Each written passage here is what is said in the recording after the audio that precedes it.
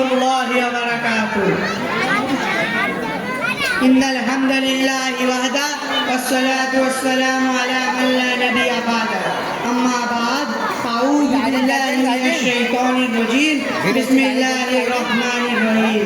ইয়ামহাকুল্লাহুর রিবা ওয়া ইউরবিস সাদাকাত ওয়াল্লাহু লা ইউহিব্বু কুল্লা কাফফারিন আসীম।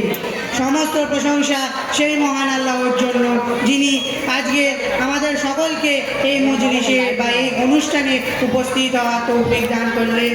সকলে বলি আলহামদুলিল্লাহ। এরপরে শতকোটি দরুদ ও সালাম বর্ষিত হোক আমাদের মহানবী সাল্লাল্লাহু আলাইহি সাল্লামের উপর। আল্লাহুম্মা সাল্লি আলাইহি আল্লাহুম্মা বারিক আলাইহি। সম্মানিত উপস্থিতি এবং আমার সামনে বসে থাকা সকল আর ছাত্রবৃন্দ এবং এখানে উপস্থিত হওয়া আমাদের শিক্ষক মণ্ডলী, আজকের আমি আপনাদের সকলের সামনে যেই বিষয়টি নিয়ে আলোকপাত করতে চললাম বা বলতে চললাম তা হলো সুদ ও ঘুষ। সুদ এমন একটি জিনিস যা মানুষের অর্থকে ধ্বংস করে। এই নিয়ে আল্লাহ পাক রব্বুল আলামিন আল কুরআনের 2 নম্বর সূরা, যার নাম হলো আল বাকারা, তার আয়াত নম্বর 276 মধ্যে বলেন, ইয়ামহাকুল্লাহুর রিবা ওয়া ইউরবিস সাদাকাত ওয়াল্লাহু লা ইউহিব্বু কুল্লা কাফফারিন আসীম। আল্লাহ পাক রব্বুল আলামিন সুদকে সংকুচিত করেন এবং দানকে বৃদ্ধি করেন। আল্লাহ পাক রব্বুল আলামিন কোনো অবিশ্বাসী পাপীকে পছন্দ করেন না। এই আয়াতটি প্রমাণ করলো যে সুদ মানুষের অর্থকে ধ্বংস করে এবং দান মানুষের অর্থকে বৃদ্ধি করে। আল্লাহ পাক রব্বুল আলামিন অন্যত্র আল কোরআনের 3 নম্বর সূরা, যার নাম হলো আল ইমরান, তার আয়াত নম্বর 130 মধ্যে বলেন, ইয়া আইয়ুহাল্লাযীনা আমানু লা তাকুলুর রিবা আযআফাম মুযাআফা ওয়াত্তাকুল্লাহা লাআল্লাকুম তুফলিহুন। হে ঈমানদারগণ, তোমরা চক্রবৃদ্ধি হারে সুদ খেও না। তোমরা আল্লাহ পাক রব্বুল আলামিনকে ভয় করো, যাতে তোমরা সবাই সফলতাটি লাভ করতে পারো। আল্লাহ পাক রব্বুল আলামিন আল বাকারার 278 নম্বর আয়াতের মধ্যে বলেন, ইয়া আইয়ুহাল্লাযীনা আমানুত্তাকুল্লাহা ওয়া যারু মা বাকিয়া মিনার রিবা ইন কুনতুম মুমিনিন।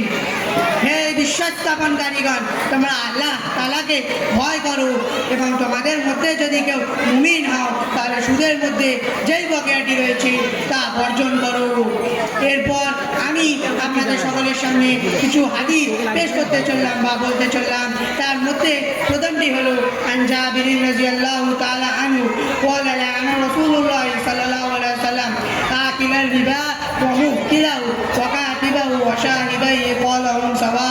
জাবির রাদিয়াল্লাহু তাআলা আনহু থেকে বর্ণিত, তিনি সহিহ বুখারী হাদিস নম্বর 1596 মধ্যে বলেন যে রাসূল সাল্লাল্লাহু আলাইহি ওয়াসাল্লাম সুদ গ্রহণকারী ও প্রদানকারী এর সাক্ষীর উপর অভিশাপ করেছেন।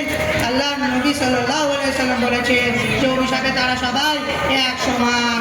এরপর আরেকটি হাদিসের মধ্যে আব্দুল্লাহ ইবনে হানজালা রাদিয়াল্লাহু তাআলা আনহু বলেন, বাতিলিল মালাইকাতি ক্বালা ক্বালা রাসূলুল্লাহ সাল্লাল্লাহু আলাইহি ওয়াসাল্লাম দিরহাম রিবা ইয়াকুলুর রাজুলু ওয়া হুয়া ইয়ালামু আশাদ্দু মিন সিত্তাতি ওয়া সালাতিনা দিনিয়া।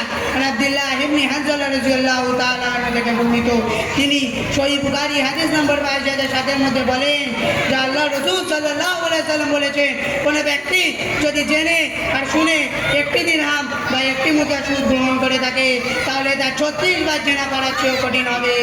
এরপর আরেকটি হাদিসের মধ্যে নবী হুরায়রা রাদিয়াল্লাহু তাআলা আনহু বলেন, ক্বালা ক্বালা রাসূলুল্লাহ সাল্লাল্লাহু আলাইহি ওয়াসাল্লাম আল রিবা সাবউনা হুবান আইসারুহা আন ইয়াতিয়ার রাজুল উম্মাহ। আবু হুরায়রা রাদিয়াল্লাহু তাআলা আনহু থেকে বর্ণিত, তিনি ইবনে মাজাহ হাদিস নাম্বার 2274 এর মধ্যে বলেন যে আল্লাহর নবী সাল্লাল্লাহু আলাইহি ওয়াসাল্লাম বলেছেন যে সুদের পাপের মধ্যে 70টি স্তর বা ভাগ রয়েছে। তার মধ্যে সাধারণ বা নিম্নটি হলো নিজের মাকে বিবাহ করা। নাউযুবিল্লাহ। তাহলে ভাবুন, সুদের পাপের মধ্যে 70টি স্তর এবং তার মধ্যে নিম্ন বা সাধারণে হচ্ছে নিজের মাকে বিবাহ করা। তাহলে উচ্চ বা উপরের স্তরে কি গুনাহ হবে? এরপর আরেকটি হাদিসের মধ্যে ইবনে মাসউদ রাদিয়াল্লাহু তাআলা আনহু বললেন, ক্বালা ক্বালা রাসূলুল্লাহ সাল্লাল্লাহু আলাইহি ওয়াসাল্লাম ইনিল রিবা ওয়া ইন কাসুরা ফা ইন্না আকিবাতা রাহমাতাহু তাসিরু ইলা কুল।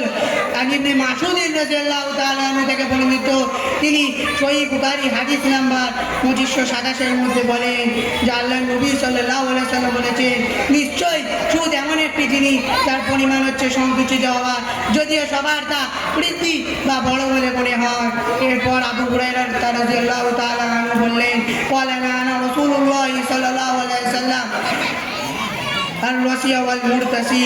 আবু হুরায়রা রাদিয়াল্লাহু তাআলা আনহু থেকে বর্ণিত, তিনি ইবনু মাজাহ হাদিস নাম্বার 2313 এর মধ্যে বলেন যে আল্লাহর নবী সাল্লাল্লাহু আলাইহি ওয়াসাল্লাম বলেছেন যে তিনি ঘুষ গ্রহণকারী ও প্রদানকারী উপর অভিশাপ করেছেন। সম্মানিত উপস্থিতি, বর্তমানের সকল মানুষেরা সুদ এবং ঘুষকে কিছু বলে বর্ণনাই করে না, যদিও সুদ এবং ঘুষ এমন একটি জিনিস তার ফলে তাদের সবাইকে জাহান্নামে যেতে হবে। এই নিয়ে হযরত মুহাম্মদ সাল্লাল্লাহু আলাইহি ওয়াসাল্লাম একটি হাদিসের মধ্যে বলেন যে তিনি সুদ গ্রহণকারী ও প্রদানকারী এবং এর সাক্ষীর উপর অভিশাপ করেছেন। এই নিয়ে আল্লাহ পাক রব্বুল আলামিনও একটি আয়াতের মধ্যে বলেন যে তিনি সুদকে সংকুচিত করেন এবং দানকে বৃদ্ধি করেন, তিনি কোনো অবিশ্বাসী পাপীকে পছন্দ করেন না। তাহলে সুদ কি? আমি যেটা আপনাদের সামনে এতক্ষণ ধরে বললাম তা হলো, যেমন কোনো ব্যক্তি অন্য ব্যক্তির কাছে গিয়ে বলল তার টাকা পয়সার দরকার এবং সেই ব্যক্তিটি তাকে বলল আমি তোমাকে কি ভরসা করে টাকা পয়সা দেবো, তখন সেই ব্যক্তিটি তার কোনো দরকারি জিনিস বা দলিল দিল এবং তাকে বলল তুমি আমাকে এর বিনিময়ে টাকা পয়সা দাও। তখন সে তাকে বলল তুমি আমাকে এর ফলে মাসে মাসে সুদ দিবে। যেমন সে তাকে দলিল বা কোনো দরকারি জিনিস দেওয়ার ফলে তার কাছ থেকে 10,000 বা 1 লক্ষ টাকা নিল এবং সেই ব্যক্তিটি তাকে টাকা দেওয়ার ফলে বলল তুমি আমাকে 2% সুদ দিবে।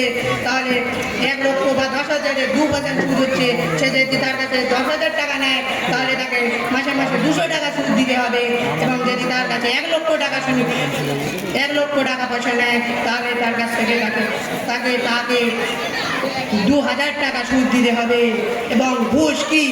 ঘুষ যেমন কোনো ব্যক্তি কোনো কাজটি পারল না এবং অন্য ব্যক্তিকে টাকার বিনিময়ে সেই কাজটি করে দিতে বলল এবং সেই কাজটি সেই ব্যক্তি করে দিল এবং তার কাছ থেকে টাকা বা পয়সা নিল, এটি হলো ঘুষ।